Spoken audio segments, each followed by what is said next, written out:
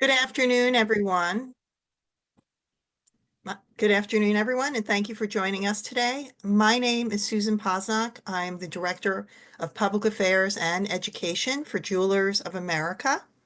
I'm pleased to welcome you to the latest episode of My Next Question, National Jeweler and Jewelers of America's co-branded webinar series. This month's webinar is sponsored by the Gemological Institute of America.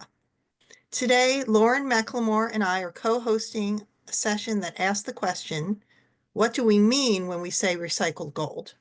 Our guests today are Sarah Yud, President, CEO, and General Counsel at Jewelers Vigilance Committee, Christina Miller, founder and lead consultant at Christina T. Miller Consulting, and Anthony Maeda, Managing Director at C&J Fine Jewelry Makers. Before we get the webinar started, I wanted to let attendees know that if they have a question, they can type it into the Zoom Q&A box. I will be back at the end of the discussion to share questions with the panel. Also, today's session is being recorded and will be available on National Jeweler's website this week. Now I'll hand it over to Lauren to get the discussion started, and I'll be back to field any questions at the end. Thank you. Thank you, Susan. Thank you, everyone, for joining us. We have quite a bit to get into today with this topic. We have several questions that have come in ahead of time. So I'm going to start with just some terminology and maybe defining some of the issues here, and then we'll dive into some marketing questions and some potential solutions. I'd like to start with just how do we in the industry here in the United States, what makes something eligible to use the label recycled gold? And anyone feel free to jump in and answer here. So I can go ahead and start. The terminology that we're using in the United States is generally defined by the Federal Trade Commission, which is a federal agency that regulates interstate trade. And the Federal Trade Commission has specific guidelines for advertising in a number of different sectors. Some are industry specific, and then some are broad across industries. In this case, the Federal Trade Commission has what are called their green guides, and those guides apply to environmental related marketing claims. And so in the green guides, the FTC says that for any product to be able to be called recycled, not just gold, not just jewelry, but any product, it can only be labeled as recycled if it contains materials that were recovered or diverted from the waste stream, either during the manufacturing process or after consumer use.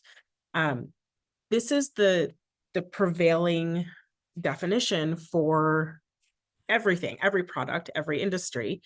So if you narrow that down and you start applying it to the products in our industry, you discover pretty quickly that the term recycled may not actually apply to gold here in the US, because no one is intentionally diverting gold from the waste stream because it's not going into the waste stream in the first place.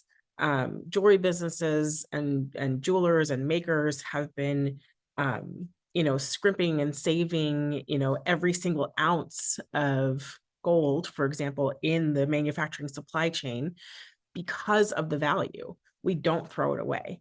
And so when we say recycled gold now in the United States, at least under that definition, it may not actually apply. Yeah, and what I would add to that, from a manufacturer's perspective, my company is a private label fine jewelry manufacturing house, and so we have been in the world of quote recycled gold for the existence of our company, and so has basically the entire jewelry industry. And it's just been within the last X number of years that there's been this kind of retroactive label put on what's already been done for centuries in the jewelry industry. And so when you look at quote recycled gold, for the majority of time, it's been basically coming from three different supply chains. It's retailers who are melting down obsolete and excess inventory. It's pawn shops that are taking in grandma's ring people are selling now that gold is at $3,000. And it's coming from manufacturers like myself who are melting down sprues and trees and things like that from the manufacturing process. Um, and that's always been happening.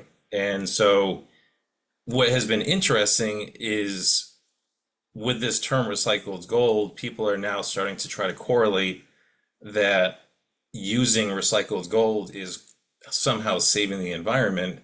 When you look at those three supply chains, there's really no impact on the environment whatsoever. And I think that's where some of the companies that are being accused of greenwashing are kind of getting themselves into sticky situations because pawn shops, manufacturers, retailers, that gold has always been in the supply chain as quote recycled. That makes complete sense. And, so really, the term recycled gold can apply to a variety of gold from a variety of different places as long as it's been in the supply chain and really just not come out of the earth. Is that right? It kind of is an umbrella term for any gold that's just not been gone directly from a mine to a consumer. Yeah, one additional thing that I would add to that is that although the conversation has been so basically the conversation has around recycled gold has been increasing over the last few years. And so what that has done now is it has brought some bad actors into the landscape who are basically taking freshly mined gold, melting it a couple of times, and because it's been remelted, it is now being shoehorned into this recycled gold ecosystem. And so I think that's where some of the companies that are requiring recycled gold use are making claims that they're more traceable in their recycled gold. I think what those companies are doing is focusing more on the three buckets that I outlined before and ensuring that they're not getting mined gold that has been melted a few times at the refinery and is now getting into the supply chain that way. Okay, that makes sense. And Anthony, we did an interview, I think last year, and you kind of set out some percentages for me in that interview of what amount of gold comes from mined sources and small scale artisans. Could you kind of touch on some of those percentages now? Yeah, so on a daily basis, between jewelry, investment, electronics, dental, the gold that's used is approximately 25% to 30% from these quote recycled sources or repurposed sources. And then the other 70 to 75% is still coming out of the earth every single day. And as gold has continued to climb, it continues to be more and more lucrative to get gold out of the earth. And so when you look at that 70 to 75% of gold that's coming out of the earth every day, 10% of that is from small scale artisan mines. And there's, some well-known brand names out of South America that are doing fantastic things in the small scale artisan mines. But then the other 90% of it are these large scale industrial mines. And I think, at some point later in the conversation, we can talk about what some of the responsibly sourced earth mine options look like. I agree. Thanks for going back to that. So, you mentioned earlier the term greenwashing, and this has come up a lot too in the criticisms of the terminology of recycled gold, because as a consumer, when you think of buying something recycled, you think you're doing something good for the earth. And we've touched on why this might be misleading, but can we kind of expand on that a little bit from a consumer perspective of why this might be a really dangerous thing to make someone think that what they're doing is good or good for the earth? I'd love to jump in here to sort of put a spotlight on what Anthony was saying about the percentages. So just if you just lean into that alone, that it's 25 to 30% of the annual gold production is from recycled sources, and everything else is coming from newly mined sources. that means that new mining activity is not stopping at all because of the choice to purchase something made with gold that has a sort of ability to see that maybe it had been a piece of jewelry before, or maybe it was a melted down coin, or maybe it was a melted down bar, right? Which is kind of what our options are there. And because of that, to sort of make the assumption that that's the case, that you are absolved of any and all responsibility from having had some kind of footprint in your decision for what you're purchasing, is just, it's incorrect, because the material, as responsible as a mine can operate, it is still having a tremendous effect on the environment. And right now, still, a bar of gold could be made at a large scale mine, shipped, purchased by a refiner, and a week later melted down and turned into jewelry and considered to be recycled. The definitions that are getting really heavily scrutinized right now are trying to solve for a couple of things. And one of the main things they're trying to solve for is this commercial benefit that has been achieved by the industry.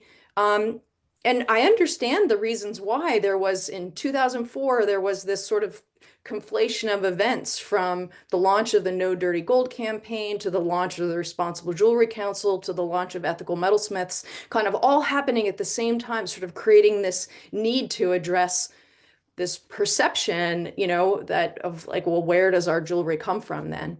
And so now we've evolved to this point where we're starting to parse out our understanding of that term. And there are, you know, there's a group that really got this going, the Precious Metals Impact Forum, which is a bunch of sort of experts like us going in and together and sitting down and really trying to figure out what is the impact that the this prevalence of these recycled claims is having on, for instance, the ability for artisanal miners to effectively enter in a responsible way into the system. And at the same time, how are we giving these sort of green benefits when it is not actually having an impact on reducing new mining activity? So I can get in the details of some of that, but we've just evolved at a point where the label of recycled is not nuanced enough to explain the real complexity of the system. Yeah. Sure. And I'd also love go to ahead. add to that.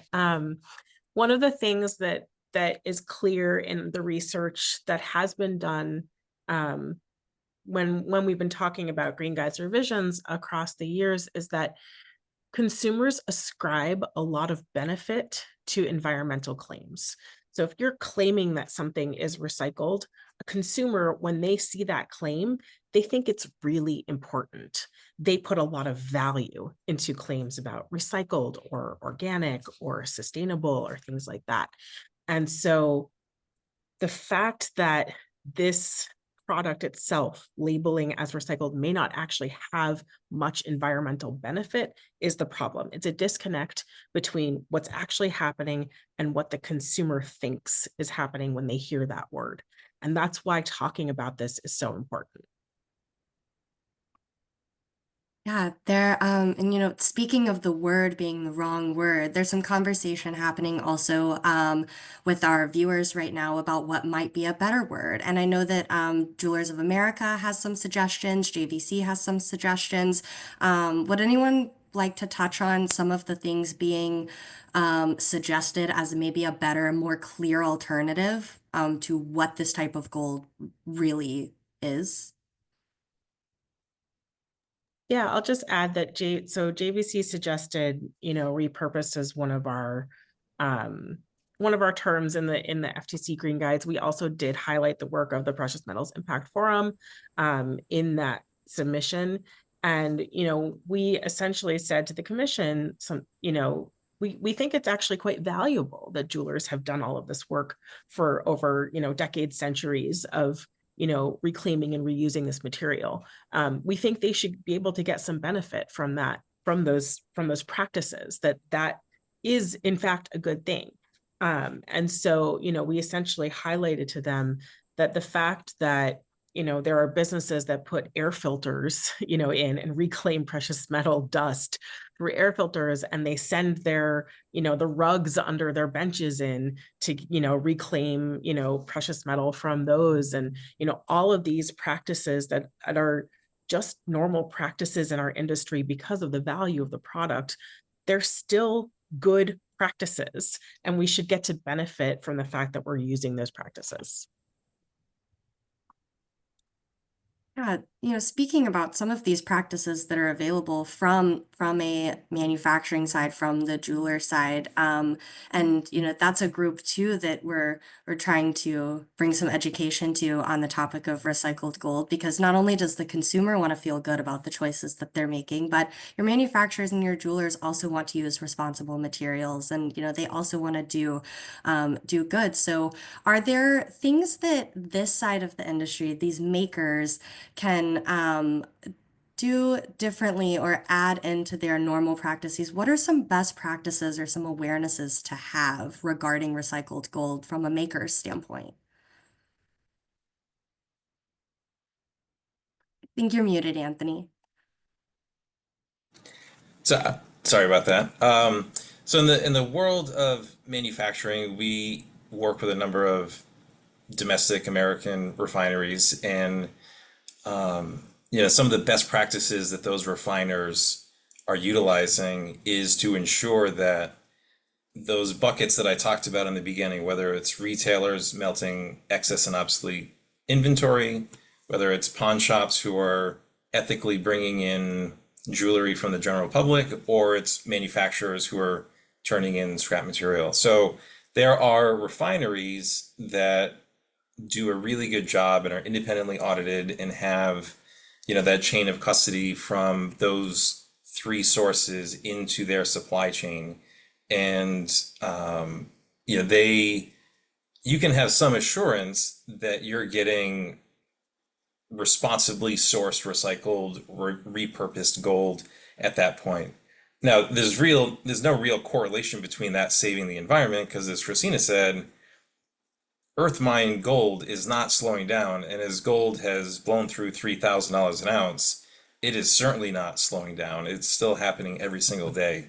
So I think the best practices that manufacturers can do is to ask detailed questions of their gold suppliers to ensure that they're not getting gold from suspect mines that are remelting it twice and getting into the quote recycled or repurposed gold supply chain.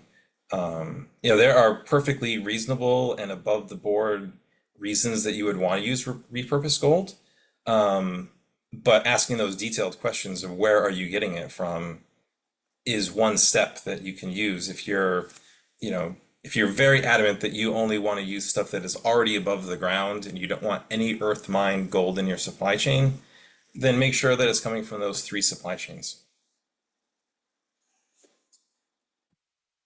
And speaking of mining, we very briefly touched on artisan and small scale miners. We also know that mining provides a livelihood for millions of people across the world. So how do we, what's the process and maybe some of the pros and cons from working with small scale artisan miners? If someone is interested in not getting into working with gold that's above the soil, but a new source, what are some best practices from that perspective? I can take that one as well. So there are name brands across the board, from artisan small scale mines to large scale industrial mines. It really comes down to what are those organizations able to do in their areas. And at C&J, we're the exclusive distributor in North America of single mine origin gold, which seeks to work with the best actors in that 90% bucket of large scale industrial mines. And one of the issues of the small scale artisan mines is that the supply chain is, objectively speaking, a little intermittent. There's not a lot of volume to go around when you're talking about large scale name brand entities that are on Fifth Avenue in New York City. And because there's not a lot of it, they're not able to have as big of an impact in their local communities. They're doing great programs and they're making a great impact. But when you're talking about large scale industrial mines, if you operate in a responsible way and you're doing the right things and you're checking all the boxes, because you have these economies of scale, you're making hundreds of kilos a week, you're actually able to make a real impact in the community, whether it's building a hospital or building a school or paying a fair wage or employing women in roles of management. Those are things that large scale industrial mines are capable of doing because they have the scale. And so those are the ones, in the single mine origin family that are, mass market available quantities, and therefore the pricing is much more mass market friendly as well. Great, thank you. So on that note, I'm going to jump over to the designer, jeweler, retailer side because we have a slew of questions about how to market this and what is the right language to use and how to educate the consumer. So I'll just go off of the first one I see, which just says best practices in describing the product from that end. Does anyone want to jump in?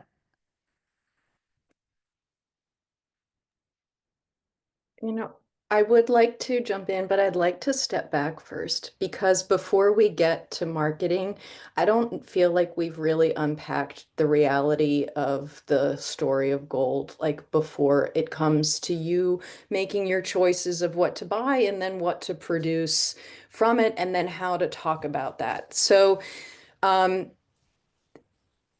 because I'm also seeing that coming in the comments too. So let's still stay a little while like upstream in the supply chain before we work our way down to the refiner and then to you, the maker, and then to your customers.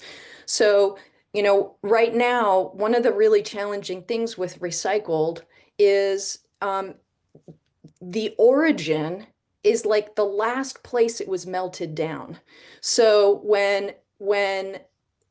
when you're asking your supplier and you want to purchase recycled material, if that is a priority for you, it is important that you ask them what the specific sources were. This, Anthony was getting at this, like what are the specific places where that gold was coming from to make the lot that you're purchasing, because it might not be your value that the recycled gold you're buying was a bar of gold a week ago that had been mined 2 weeks prior. That in my mind would qualify as newly mined gold that is not being traced to its origin, right? So if traceability, known origin, and true recycled status, which in most of our imaginations is like recycled jewelry, right? A melted down object that either someone else wore before or had a previous life, that was not a coin or a bar, but was like a utilitarian object. Not saying jewelry is like I gave it a wrong label, but you know what I mean? Like in our imaginations, when something is truly recycled, it had a life, right? It gets melted down. So right now, the way manufacturing works is you can claim recycled as your source and from purchasing from the refiner, but when the refiner's role essentially erases the origin of that material and it begins again. And that sort of is part of the place where we have this mythology in the system. And it's also making it really complicated for agreement to be arrived at, not only for the terminology to be used. I have some favorite words at this point, but also then where, as we move into this really important sustainability work of measuring greenhouse gas emissions relative to our production, what value, what carbon value do you assign the material when it's at a newly mined site versus it's from a recycled source? And unless we have our definitions super tight and we agree on them, we're not going to be able to agree on those GHG data points that big brands have the capacity to do really great methodology to do that accounting and make sure they're doing it in a responsible way. But they don't necessarily have there is not, some people want to say that if it's recycled, it is zero. It starts with zero. And again, my point, if 3 weeks ago it came from a mine, how could its carbon footprint be zero? And so we can talk more about sort of I feel like designers are sort of our bleeding hearts, right? You know, they really want to do the right thing and they don't want to harm the environment and they want to make those really informed choices. But the first thing is to really understand how much more complicated all this really is. And I'm happy to give some more guidance there, but I'll pause because I was talking a lot. Can I jump in here just to say that one of the things that I've learned from folks like Christina and others, you know, in my career at JVC is that we have to think about mining. Not all mining is bad and not all mining is good. You know, mining large scale is not bad or good. Small scale is not bad or good necessarily. You have to look at the individual circumstances for each mine and each way that we're sourcing gold. I think Christina highlighted one of the issues that I've had with some of the recent, like, very loud announcements in the jewelry industry that, like, we're only going to be using recycled gold from now on because we think it, you know, it's better for the environment, it's lower carbon emissions, et cetera, et cetera. I've had a real issue with that because I look at that and I say, that's so nice, but you don't actually know what the impact of that gold was originally. So I think, you know, Christina laid that out so beautifully for everybody. And that's been one of the things that I've really struggled with as I've seen companies move to, you know, saying, okay, we're only going to be using recycled gold. Well, you might actually have just the exact same gold in your supply chain that you had before if you're not actually doing due diligence on your sources. I want to expand on due diligence in just a second, but first I'm going to give Susan a second to read an ad from our sponsor. You're muted, Susan.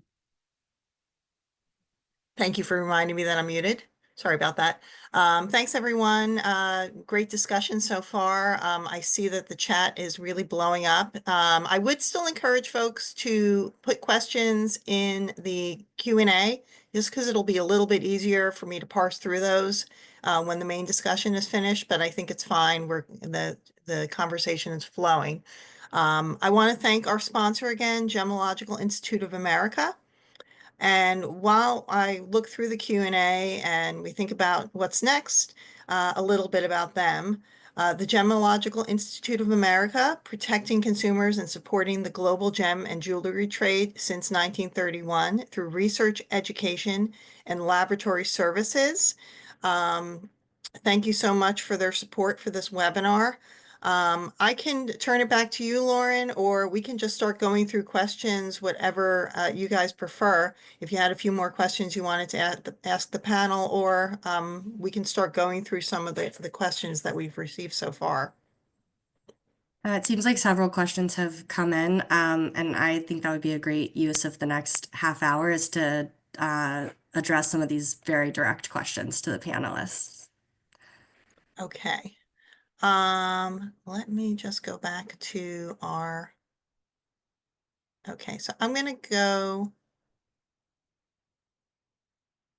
and like I said, if you can put them in the Q&A, it'll be easier for me to track them because people are commenting in the chat.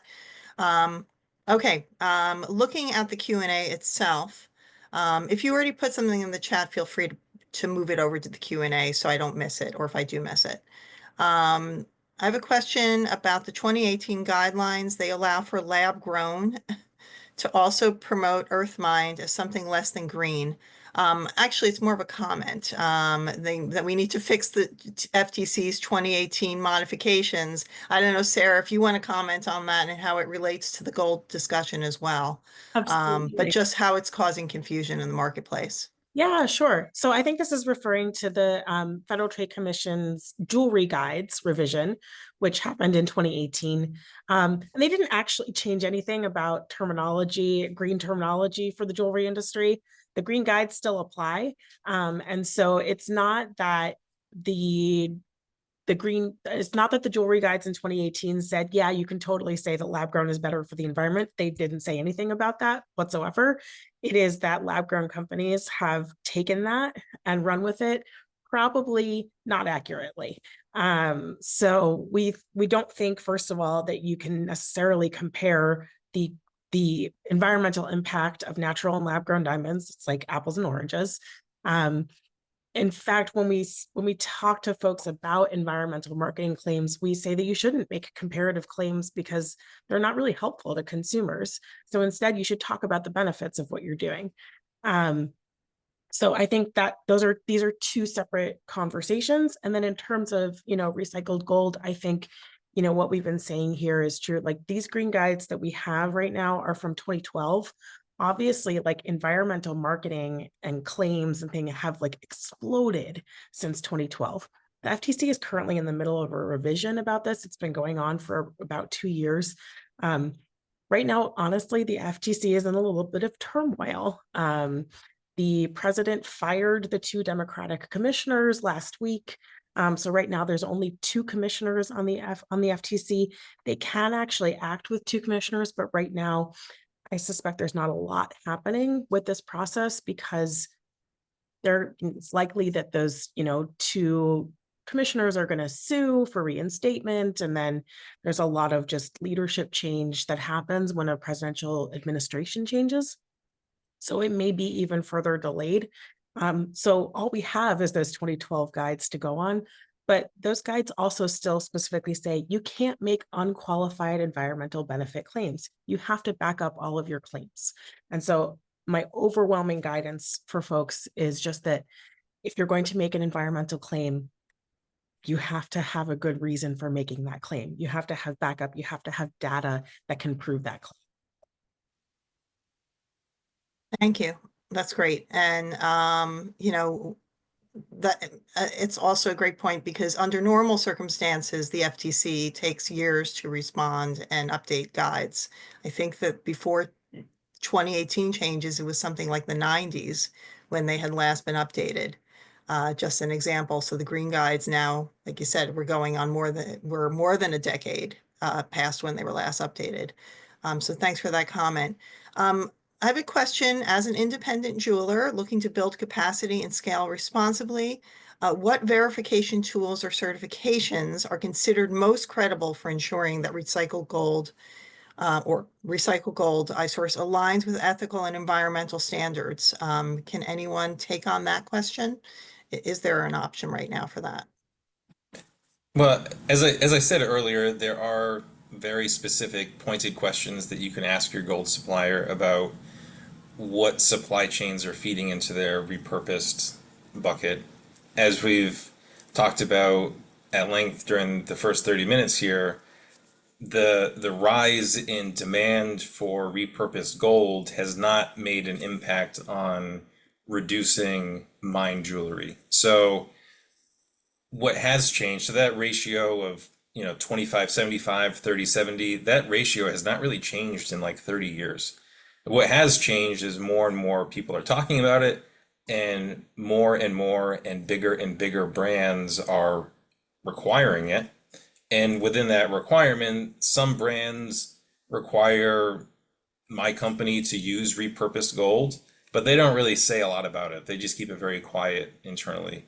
There are other brands that we manufacture for it, very big brands, and they're plastering it on billboards and in JCK magazine that, we are 100% recycled and we're saving the world and all these things. And, kind of counterintuitively, because there is more demand for it, I think it's adding some more of this, kind of suspect repurposed gold into the supply chain. Like, 20 years ago, there was no incentive for a refinery to take a bar that was out of the earth a week ago and melt it down and call it repurposed. There was no incentive for that. They were melting down old jewelry and manufacturing supply chains and things like that. But what has happened in the last 5 or 10 years is there's more demand for it, is you're starting to get this, it's starting to get a little dirtier. And so maybe kind of counterintuitively, this term recycled gold is actually causing more harm than it's helping at this point.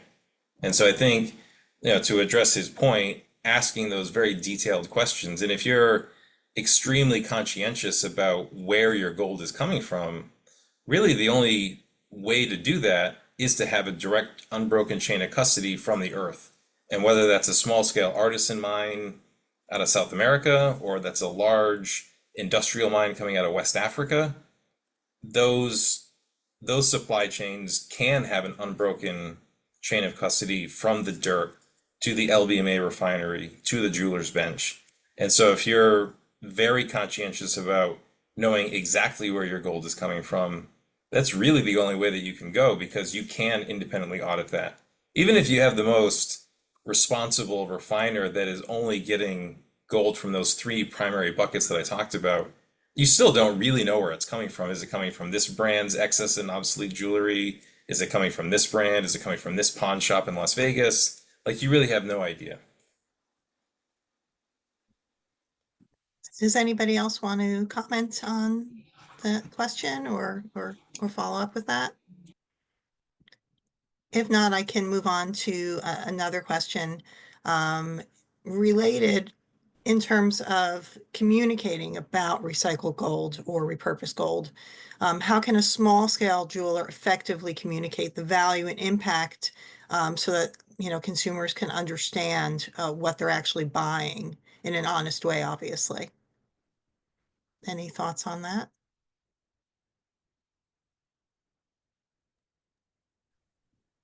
I'll jump in. I mean, there's a big difference if you're a small designer versus you're a big publicly traded company, or you're some privately held, company in between. The way you communicate with your customers and all the checks and balances that you have to have in place are very different if you are the sole entity making decisions about your product and how you're talking about it and putting it forward.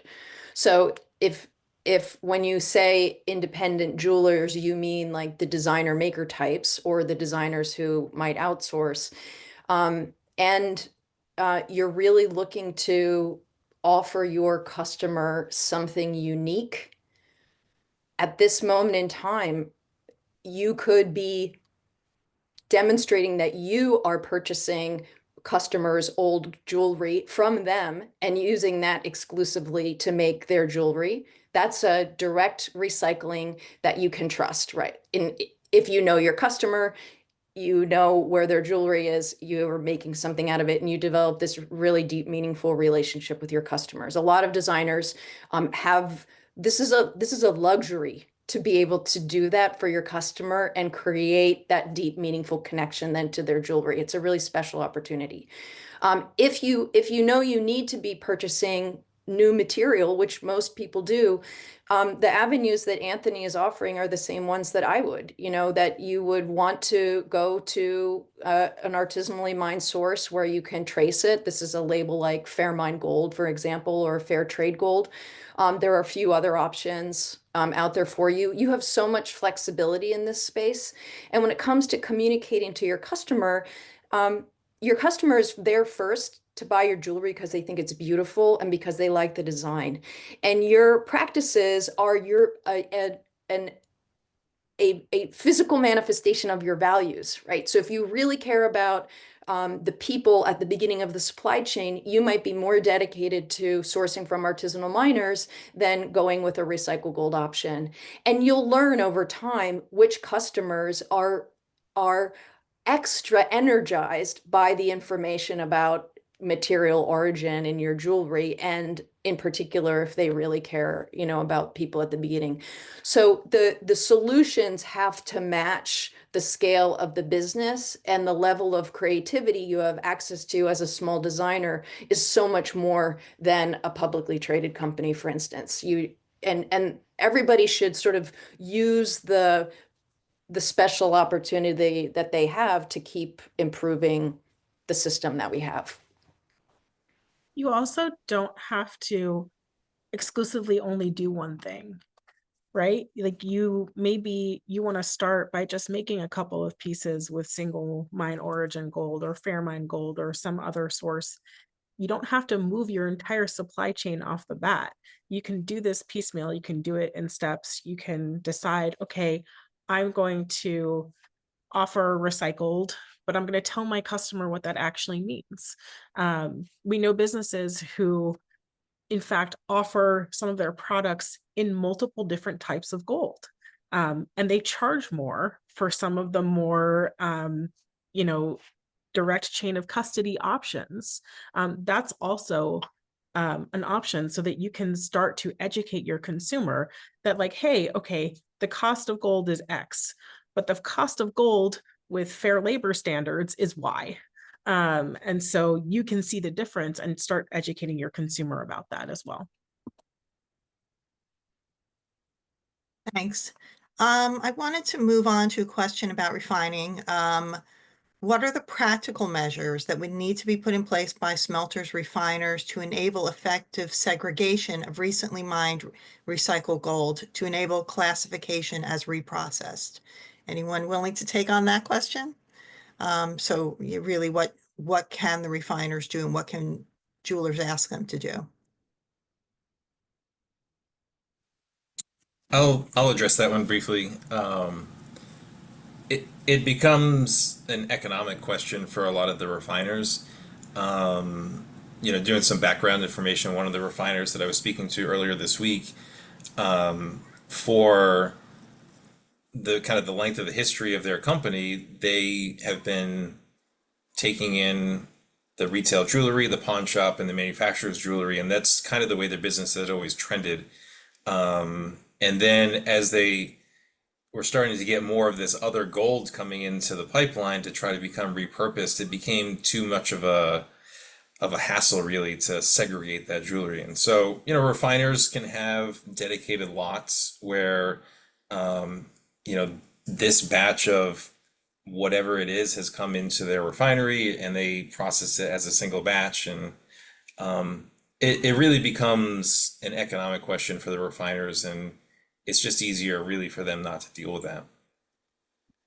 Do you think there's any way that it could be feasible? I mean, I guess if people are paying a premium, perhaps, or Yeah, I mean, so the single mine origin, for example, there's a premium that is more approachable than other small scale mines. But you do pay a premium because at the refiner, it is processed in a segregated lot. It's flown in a rough purity from the mine directly to the LBMA refinery. It's segregated, independently audited, and traced throughout the entire process. So that when you do get that gold at the jeweler's bench, there's a documented, unbroken chain of custody all the way from the earth. And that it costs money. And so, if brands are really conscientious about knowing where their gold is coming from, which is, objectively speaking, a very good marketing aspect of it,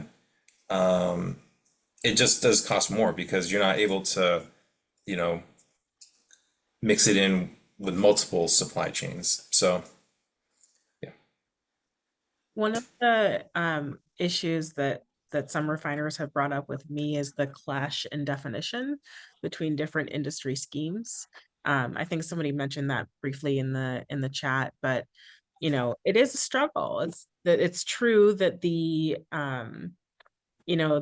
FTC Green Guide's definition of recycled does not align with the LBMA's definition of recycled gold, and it doesn't align with the RJC's definition necessarily, and it doesn't align with the new definition that was just proposed by Sibjo and others. They're all different, and you have to look at all of that, and it can be frustrating to look at all of those different things. And certainly from a refiner perspective, I understand that for them, they're like, hey, I'm trying to service all of these different clients and do 12 different things and separate things into batches. And I have to keep track of what can go into this one and what can't go into that one and all of these different, issues. It's really hard.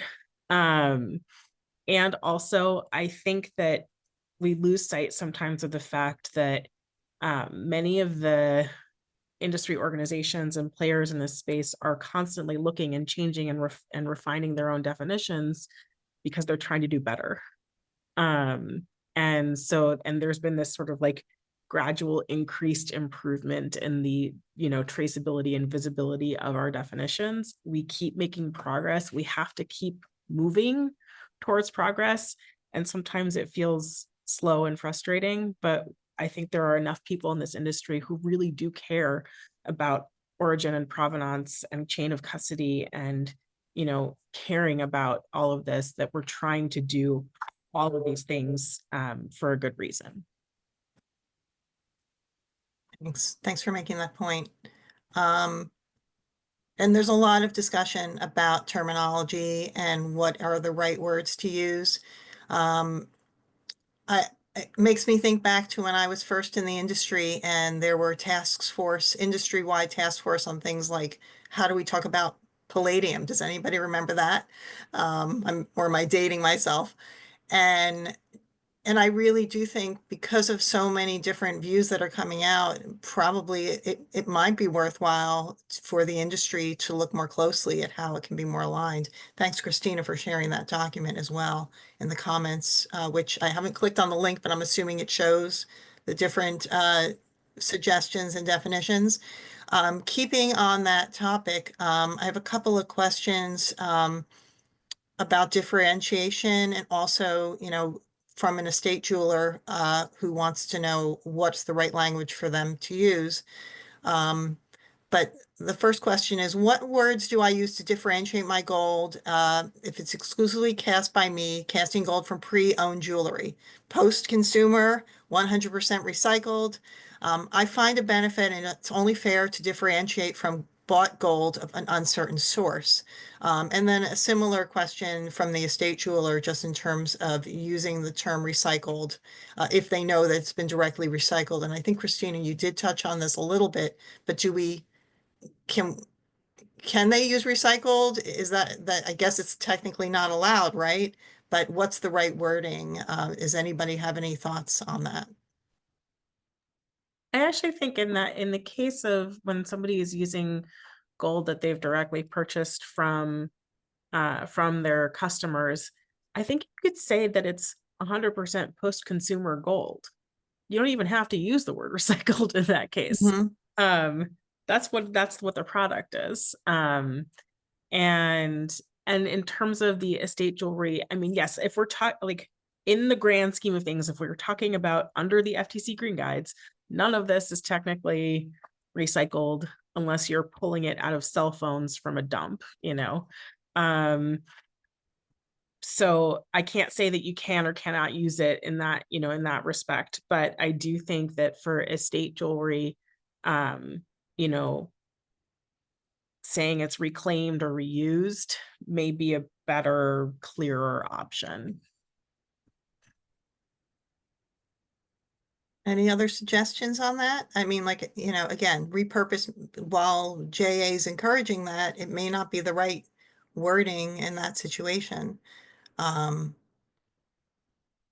I think the more uniform the responses can be, the less confusing it is probably for consumers. From that, I mean, do you think that it's just, the recycled terminology? I have another comment and question here about that. Do you think that the recycled gold terminology blew up in the last few years and the people are just trying to capture younger consumers to purchase gold jewelry and feel good about it? I mean, I think obviously that's true, but I don't want to put words into the panel's mouth. So if you guys could comment on just how it's recycled is used for a reason. Sarah, you mentioned it at the beginning of the session too. And, how, what are your thoughts on that? Yeah, consumers ascribe so much benefit to that word and any environmental related terminology. So I think that's certainly a huge factor. I defer to the rest of the panel because they both have much more experience selling jewelry than I do. Yeah, the one thing I would say on that is it feels a little bit, and I want to word it very carefully, that I Because I do think that the brands are generally trying to do the right thing, and I don't think that large brands are intentionally trying to be misleading or nefarious. But in this scenario, there really isn't the education base in the consumer to really call the bluff on it. And so if a large brand is saying that because we're using repurposed gold, we are now saving the environment and doing these amazing things, you know, the kind of the locker room talk in the industry is that, the customer doesn't really know like whether that's true or not. And maybe sessions like this will be a small step in that direction to, there's nothing wrong with repurposed gold. It's just these, I think the title of this webinar is extremely appropriately labeled of, what do we mean when we say recycled gold? It's like, what do these brands mean when they say it? If they just mean that they're doing what they've basically always been doing, that's great. But if they're trying to correlate that they're somehow saving the environment because they're doing that, that's where it starts to get misleading, and the public doesn't really know a lot of the details that we're talking about in this webinar. They don't know that it's been happening basically forever and that it has not had an appreciable impact on reducing earth mined gold. And so that's the part that, as a manufacturer, we work with really large brands and they require it, and so we do it. And then we kind of watch how they handle it, and it's really interesting to see the spectrum of how they handle it. And I think, what I would love to see as a takeaway from this is trying to separate repurposed gold from having an environmental impact, because I don't really see that connection. And I think if we're able to make that separation, we can probably have a more meaningful and educated and nuanced conversation about repurposed gold. I think Sarah and Anthony just said that both really well from their 2 points of view. And I would add 2 things. One is kind of funny. Sometimes customers, when they hear recycled gold, they're like, I don't want that stuff. How do I know it's real gold? How do I know it's good? Is it different? Is it wrong? Like, that's the level of sort of knowledge of the gold system, like of what we're dealing with. So that, where you take an ethical stance extends to your marketing, right? And uh, choosing very deliberately language that you can substantiate in detail for your customer is your responsibility within the role that you play, in this system. So each one of us, as we're linked on the supply chain, link to one end and to the other, right? And even if you're the end consumer buying the jewelry, your responsibility is to take care of it. And when you don't want it anymore, to pass it on, or when you don't want it anymore, to figure out a way to send it in for recycling. So everybody in the system has their responsibilities up and down the supply chain, no matter where you sit in that point. And so a little bit before this, I was just double checking a few things, and I was on a website for a brand, and they offer repurposed 14 karat jewelry, but there is no sustainability information on their website at all whatsoever. So you can't even go and dig and try to find out more about the values there or gain kind of a deeper understanding.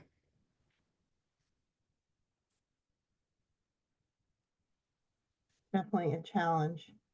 And actually, here's a comment that I'll read out loud. There's a clear correlation between using the term recycled gold and virtue signaling by companies. Responsible players in our industry need to be bolder on calling that out. So I think that's a good point made. Getting back to the demand, one of the questions is asking in terms of large manufacturers that supply jewelry industry-wide, what are some ways that they can address the shortfall when recycled gold sourced from fair mines is insufficient right now to meet, and maybe never will be, to the industry's needs? Any thoughts on how larger manufacturers and suppliers can address this? Yeah, so I think that you can have a positive and respectful and complimentary conversation about artisan small scale mines and also have a objective conversation that there's not a lot of it to go around. And there are some medium-sized brands that do have it in their portfolio. But it's a handful of SKUs. It's probably single-digit SKUs.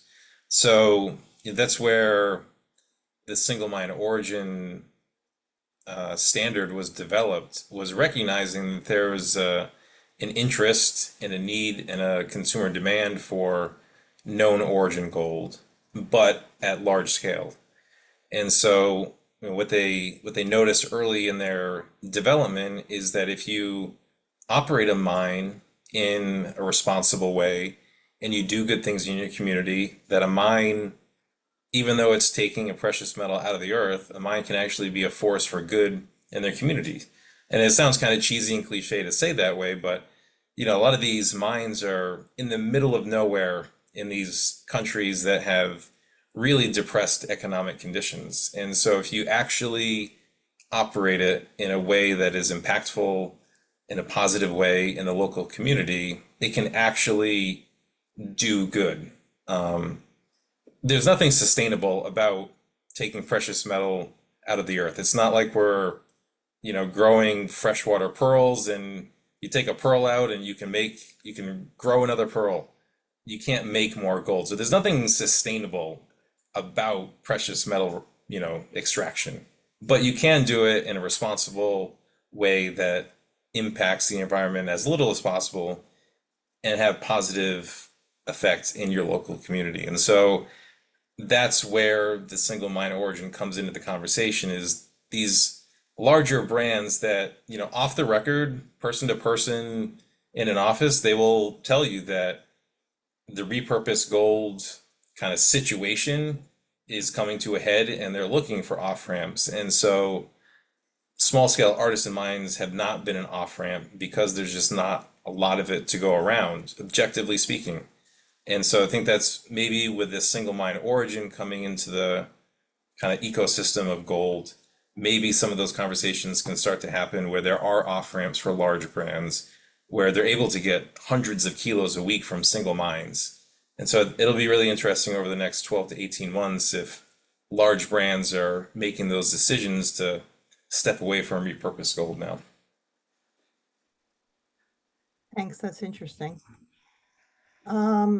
Anyone else want to comment on that? Otherwise, I think we have time for maybe one or two more questions that have come in. I don't know if I even have time to go back and look at earlier questions because we're almost out of time.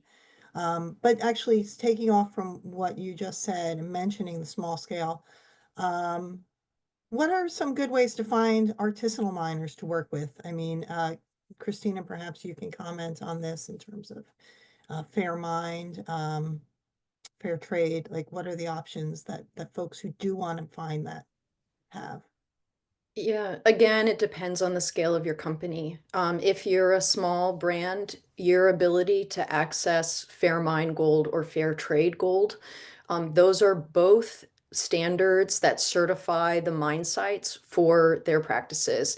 And those include a variety of criteria from responsible chemical use to setting up a system so that the extra money you pay, the premium, is equitably distributed in the community for different community-based projects. So those two, fair mind and fair trade, are readily available to independent designers. It makes it easy.